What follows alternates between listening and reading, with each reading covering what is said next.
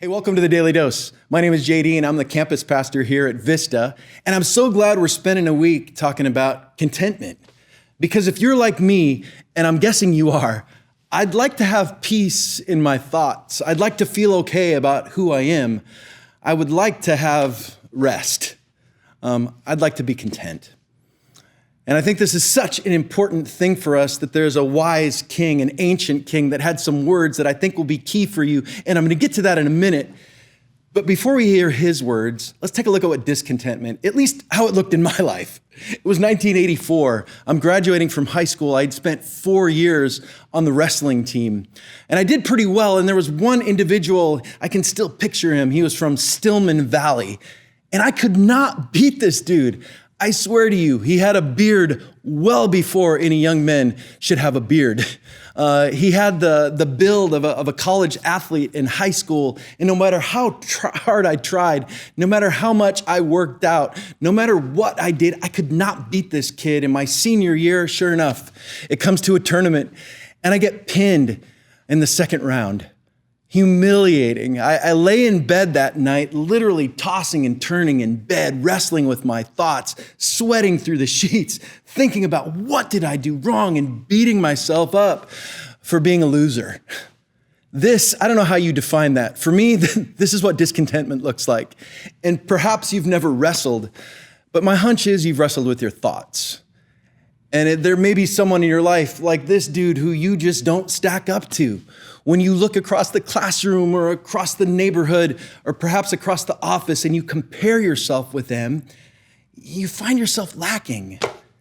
And the feeling that gives us when we compare, it's just a terrible feeling, that discontentment.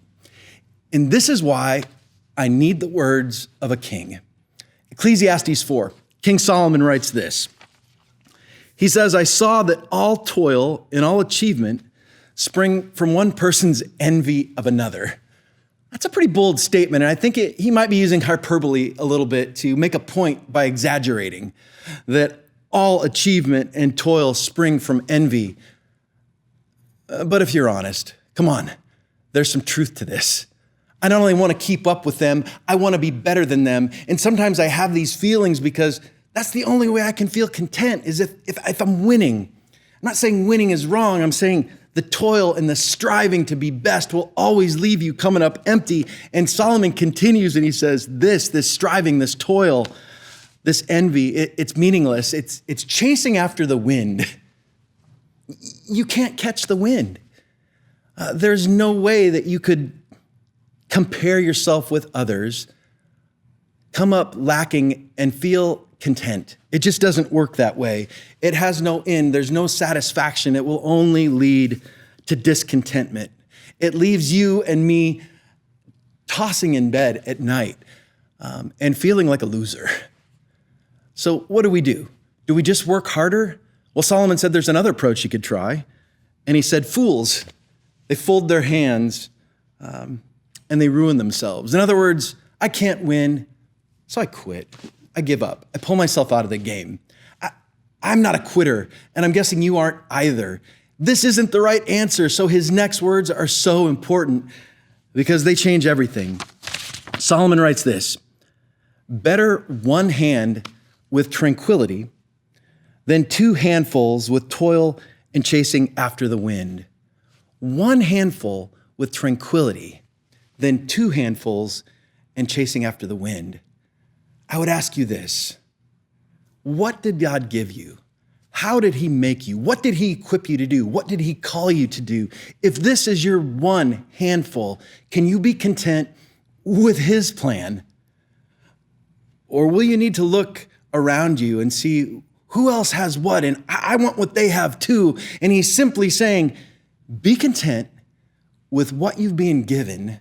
Stop comparing yourself. And stay in your lane and run the race that he has set for you to run. And guess what? When I can go home at night and rest and be able to say, I was the best me I could be today, and I didn't have to compete with them because I was just called to be me. That's what contentment can look like.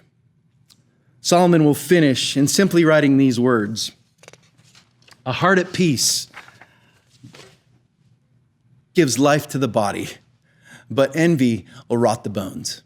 My prayer for me and my prayer for you is that you'd have some peace.